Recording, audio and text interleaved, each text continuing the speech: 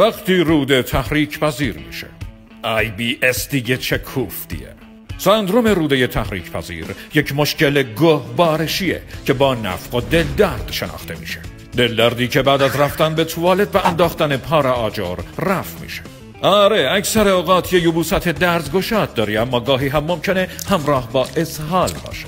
علتش دقیقاً واضح نیست و اگر از بالا و پایین اندوسکوپی و کولونوسکوپی کنی سیستم کاملا دست نخورده و سالم و بدون رنگه. به خاطر همین بهش میگن مشکل عملکردی.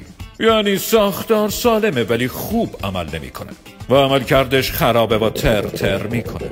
خب حالا باید برای درمانش چه کنیم؟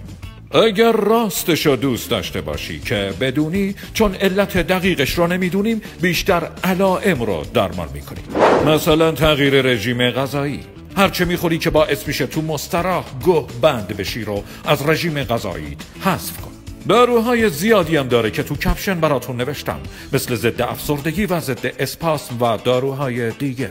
این پستم بفرست برای اون دوستت که هر موقع از دستشویی بیرون میاد باید براش بخونی بزنم به تخته رنگ و رتوا شده، بزنم و فاکریش کن.